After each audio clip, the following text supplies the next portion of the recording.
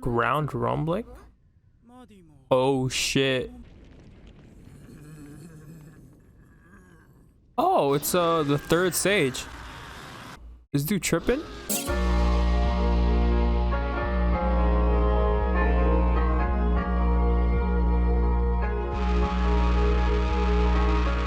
Yo, what's going on, guys? So this is gonna be episode 9 of, you guessed it, Made in Abyss. The flashback looks like it's pretty much complete. We're back in the present.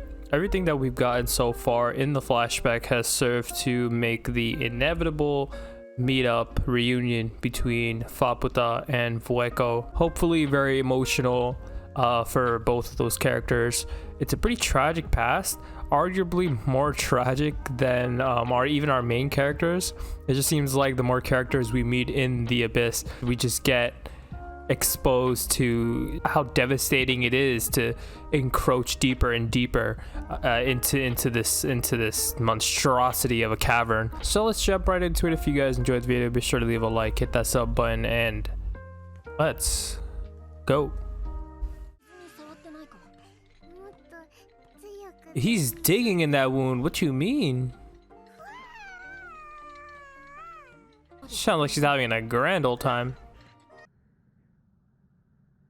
Damn, why is she looking at her like that? What the heck? You look very nice now. Wait, what? Whoa. Okay, so obviously the balancing is going crazy because, I mean, oh, because FAPUTA is there? I thought it was because Vueko left. Probably both. You said if it can rewrite, you could do something about laws not letting FAPUTA rewrite. So he's gonna blow a hole in something? The prince? Oh, this guy found out who she, that, okay. That was a trash disguise. What do you mean glad? Aren't you the one that put her there, motherfucker? There's only a handful of humans that would descend. Basically, there's a handful of humans that are determined enough to sacrifice their lives for this shit.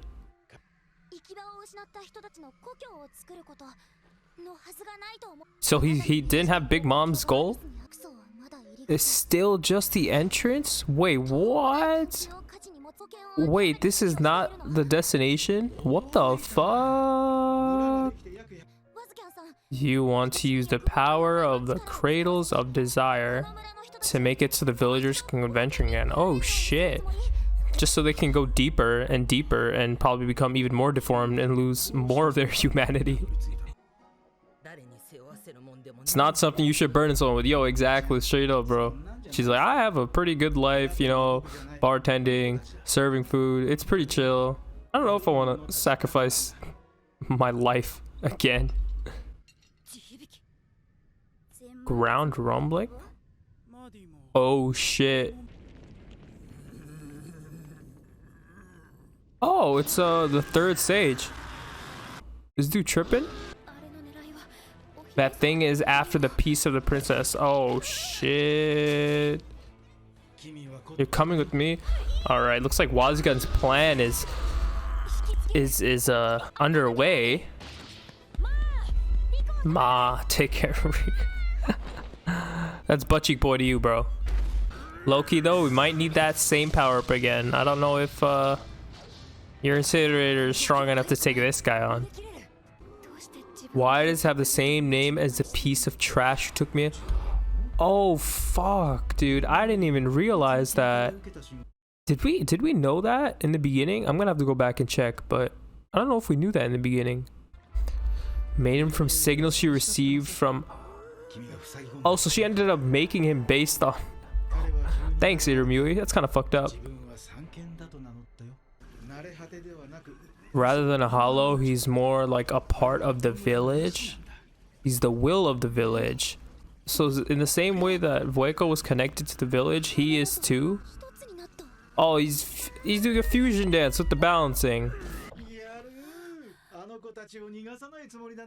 Yo, what's Wazukyan's deal, bro? He wants them to escape, but at the same time, oh fuck. Okay. Run. Ugh. Ugh.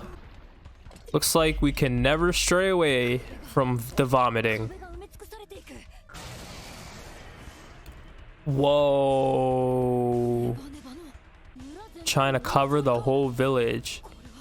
Yo. I really do feel bad for the random citizens. Like, look at these guys, bro. They're getting absolutely just covered. I have to do it, don't I?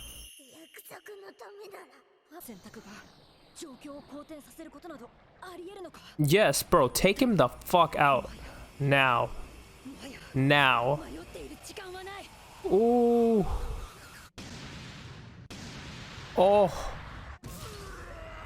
Get him out of here. And by doing that, he probably also broke through the wall, man. Oh my god, look how beautiful this looks. God damn. Rip Bozo.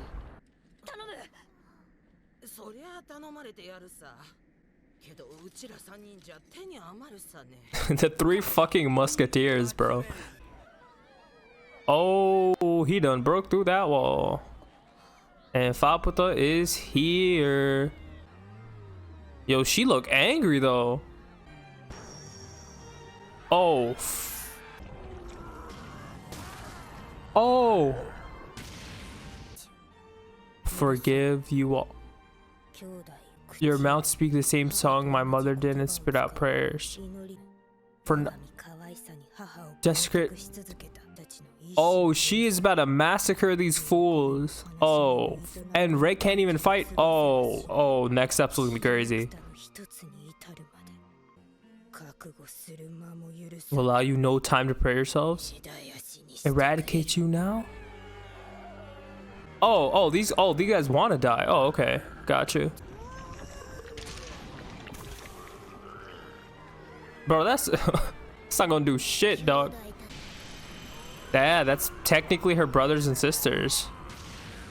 Oh, and she's recovered. Okay, this is probably the strongest creature that we've seen so far in this show.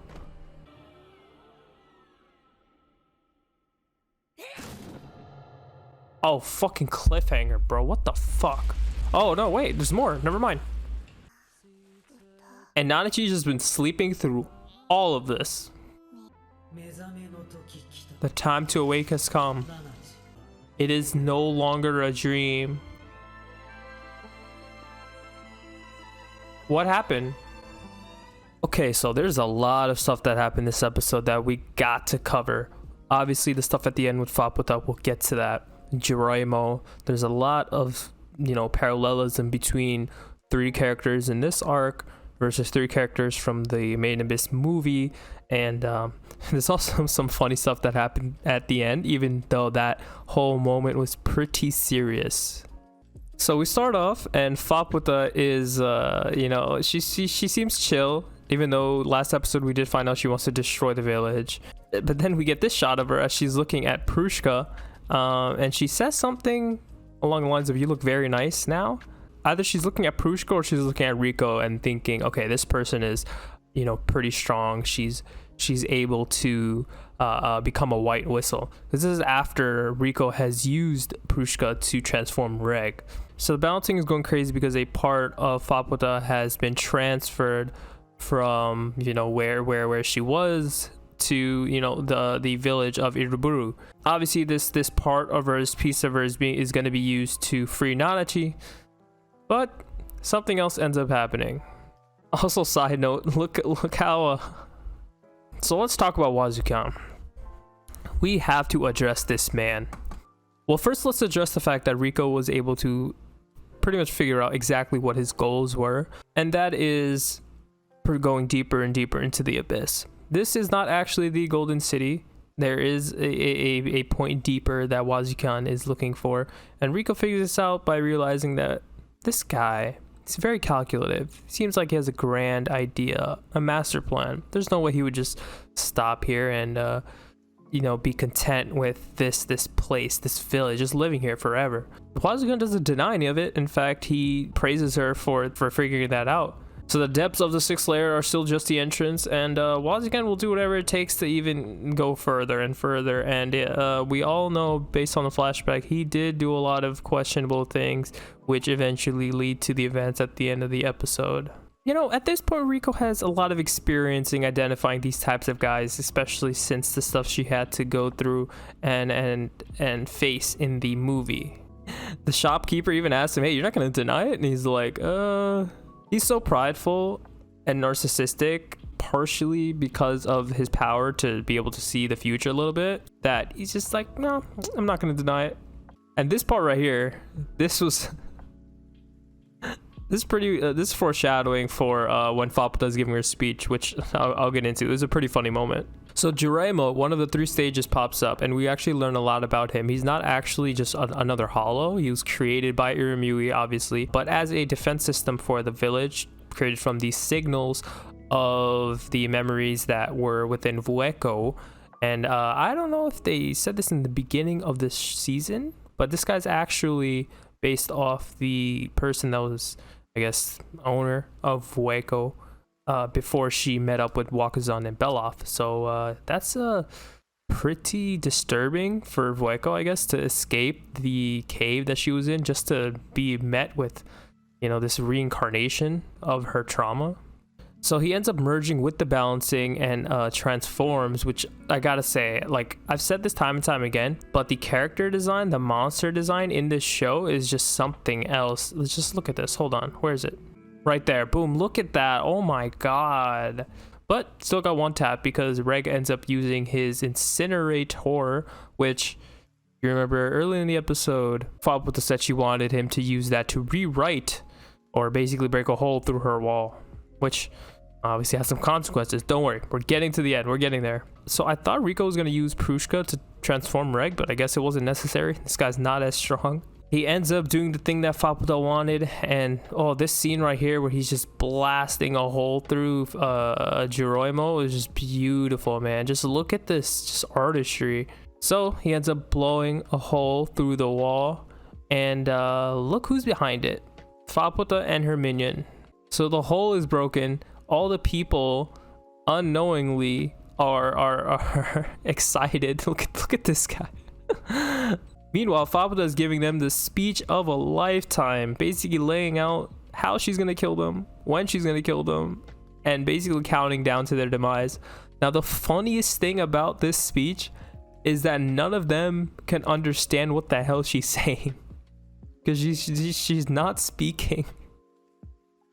She's not speaking their language, so they don't even know what she's saying. They probably think she's, you know, addressing them, where she's saying, I'm back, I've returned to you guys. But yeah, she's returned, but she's returned to clap y'all. So obviously FAPUTA cannot forgive the villagers for the events that happened during the flashback. Now, if you don't remember, Wakuzan is the person behind all of it. He's the one who saw that Irumyuui was giving birth to children over and over, and that the soup that was made from their dead bodies was remedying their condition. So he just kept, you know, exploiting her over and over. Her babies, dead babies, making soup, feeding it to everyone. The villagers didn't really have much of a choice in that, so I don't know how much you can blame the villagers, but obviously they are going to get destroyed regardless. This right here, this when she said this, this gave me chills. I'm not gonna lie. She ends up healing herself with the balancing, which, you know, is actually her brothers and sisters. So FAPUTA is at full power, and she's about to destroy the village. You know, while Riko doesn't really want the village to be destroyed because she likes the people, it's not technically her place, considering there's a whole history here with other characters, and this anime has done a pretty good job of making us feel like the characters that were here before Riko and Reg have, you know, justifications for their actions. It's not like just events happening in the background that our main characters are witnessing. you feel connected to those side characters. Can't even call them side characters anymore with how much development they've gotten. Now Nanachi's been sleeping through all this. During the episode, I thought maybe Irimui got reincarnated in Nanachi, but she was just having obviously the dreams and basically seeing the flashback that we saw, seeing Wazukyan and his deceitful ways disguised. We'll talk about him a little bit more, but it's interesting because the dream she was having and seeing Irimui's past, you could say Nanachi is very similar to Voiko in a sense with her, you know, her experience with Miti and Bone Druid. And if we're comparing Bone Druid and Wazukyan, I would go as far as to say that Wazukyan is probably a little bit more gruesome and ruthless. At least Bone Druid had some sort of grand plan. Wazukyan is just doing this out of pure just greed, you know, wanted to go further and further into the abyss. So the dude is definitely off his rocker a little bit more than Bone Druid. Don't get me wrong though, both did horrific things, sacrificing children. So that similarity there definitely doesn't absolve them of any of their crimes. So now that the hole is broken, not only does this mean that FAPUTA has arrived, it also means that, you guessed it, the curse is here. The barrier's been broken. So after this whole, you know, event with FAPUTA, they are gonna have to deal with the curse. So yeah, that's pretty much gonna do for this episode. This was an amazing episode. This was the episode that definitely provided the payoff for the flashback that we've been getting. I think if we didn't get last episode, especially, this episode wouldn't have hit as hard. We got so much information about Irimui and FAPUTA, and you know, the justification for why FAPUTA is doing what she's doing. It's fucked up what happened to her and her siblings, and how Irimui was exploited the way she was with her children. And looks like the villagers are going to be paying the price for Wazukyan's plan. Dude's not remorseful, and it's not looking good. So yeah, that's gonna do for this one. If you guys enjoyed the video, be sure to leave a like, hit that sub button, and I will catch you guys on the next one. Peace.